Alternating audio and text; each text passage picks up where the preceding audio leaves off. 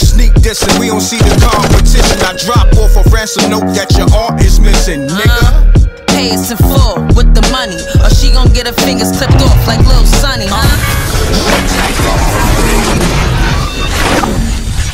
MRecktv. An important message from Youth Fountain Laboratory, makers of VasoFlux and VasoFlux for Men. If you're over the age of 35 and over the years you've eaten pizza, dairy foods, deli meats, or meats with fat, you are likely to have some degree of plaque buildup in your veins and arteries. This increases your risk of suffering a stroke or heart attack exponentially, and no one wants such a catastrophic event to occur. Introducing Plaque Out. Plaque Out is made of all natural ingredients proven to help dissolve clots in the blood, remove calcium deposits and plaque from the walls of veins and arteries, improve viscosity of the blood, improve elasticity of the veins and arteries, treat varicose veins, and prevent the reoccurrence of plaque buildup. For more information, visit Youth Fountain Laboratory at youthfountainlab.com or call 1-800-853-7856. And remember, to help unclog veins and arteries, get the plaque out.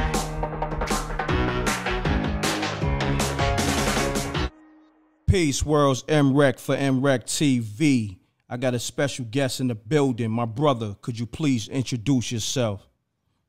On the roads to God, man. You know what it is? Yes, sir. Yes, sir, man. How you been, family? Great. I'm great. And you? I'm good, my brother. I'm good, man. So, for those that don't know, who is Manolo Rose, my brother? Shit, man. A man who stands with his principles. That's it. You know what I mean? Yes, sir. Yes, sir. Where are you from originally? I'm from Brooklyn originally. You know what I mean? But I lived in Far Rockaway for a number of years, and I moved, and I went to Brooklyn. But I went to Brooklyn. I was living in Far Rockaway. I was young, even though I was out in Far Rockaway a lot. You know what I'm saying? But I'm originally from Far Rock, and then I moved to Brooklyn. Got but you. I mainly Brooklyn because I lived there longer. You know? Got you. All right. So I want to go into that. So now the Far Rock side of things. Was you cool with stack bundles and Chinks drugs? Yeah, I was cool. I was cool with stacks. I mean, not stack. I was cool with Chinks. I knew stack a little bit, but I'm a lot younger than them. You know what I mean? So I wasn't really around them. But I knew like Bino and all of them. Cause see, I lived in Edgemere Projects. You know what I'm saying? I'm from Edgemere. You know, they from down the beach. So I didn't really, you know what I'm saying? I didn't see them as a kid that much. But I used to see stacks going to Bino crib. You know what I mean? Shout out to Bino. You know what I mean? Recording and shit. When Bino was the only nigga in the hood with the studio and all that. Shouts to Bino. That's the homie. Salute. Yeah. Call 2 G's, all of them. Salute, salute. Whole Riot Squad and all that. Rest in peace. Chinks drugs, stack bundles.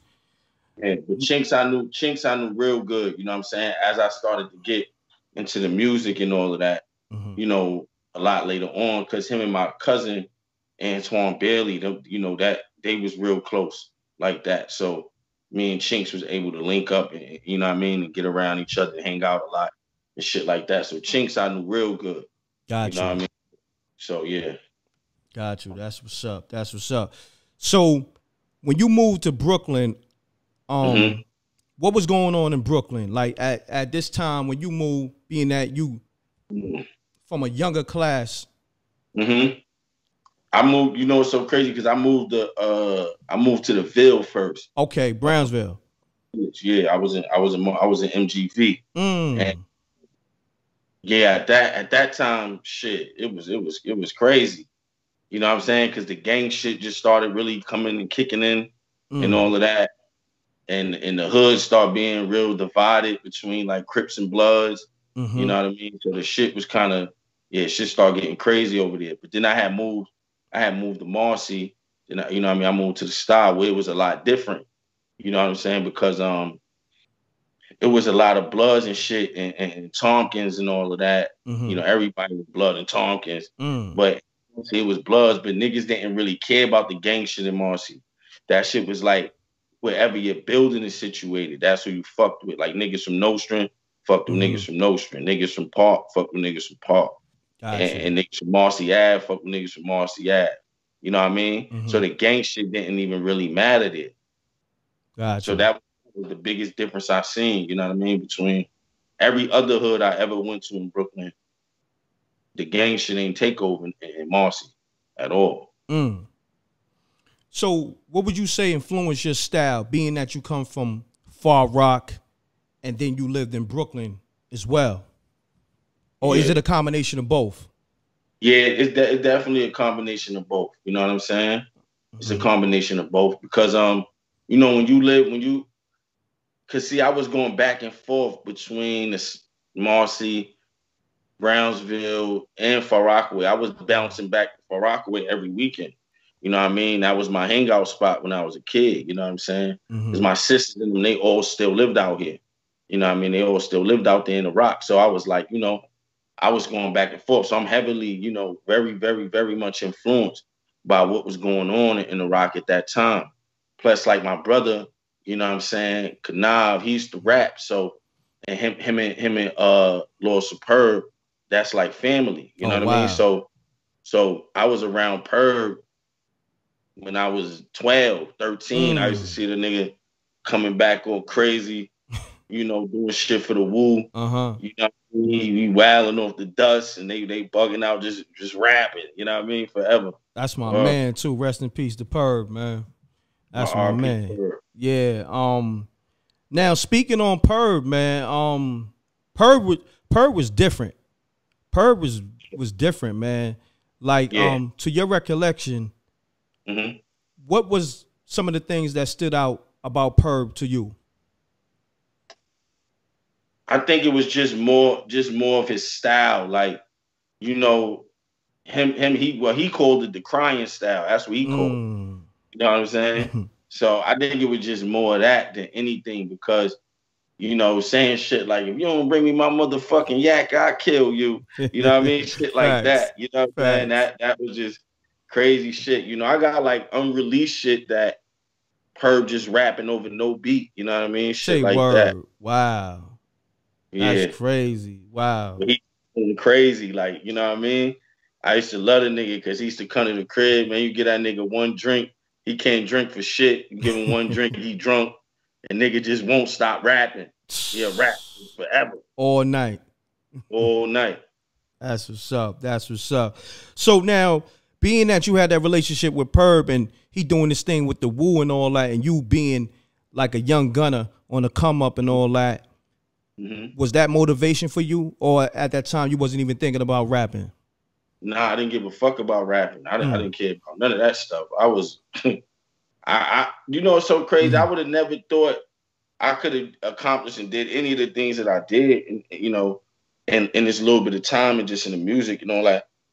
Because I never had no desire to ever rap. I didn't give a fuck really about rapping because I seen, you know, I seen them rapping. I seen the shit that, you know, that they was doing and what they was going through and dealing with while they was doing the shit looked cool, but I just wasn't into it. I was just in the other shit.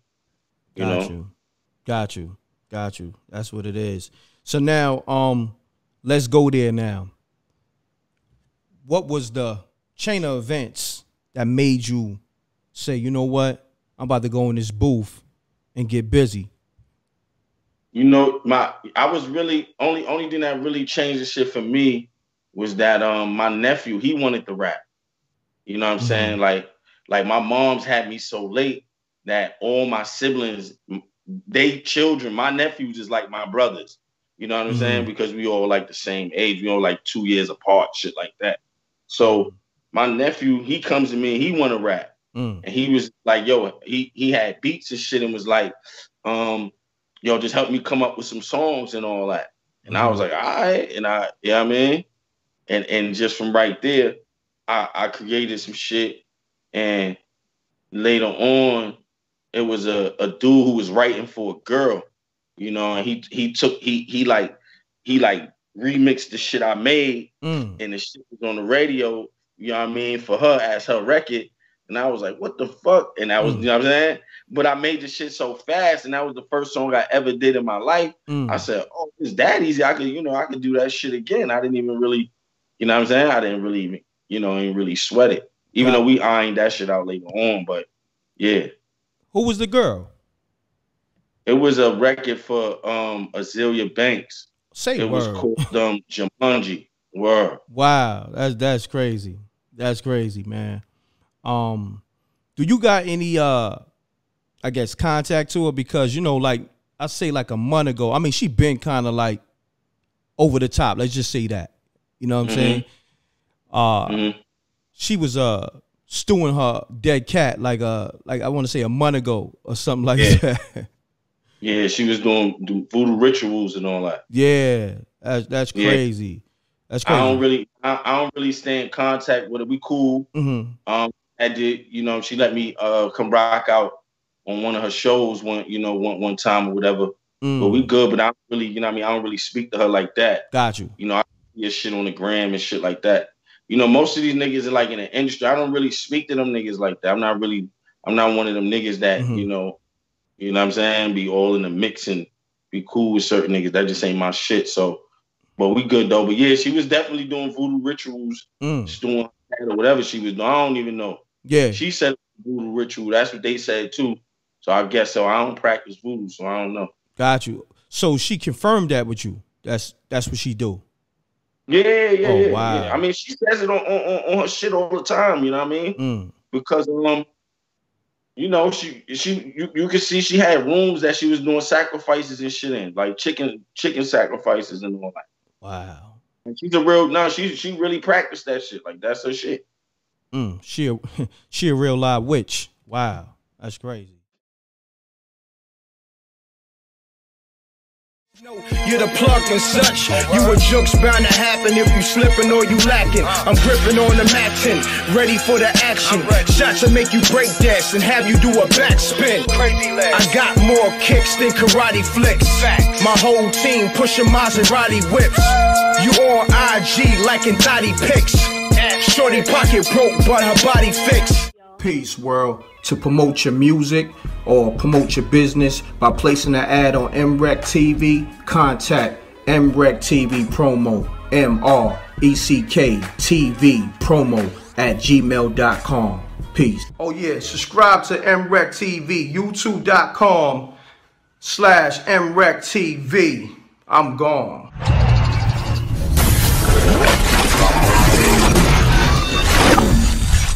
M.Reck TV. It's got a music.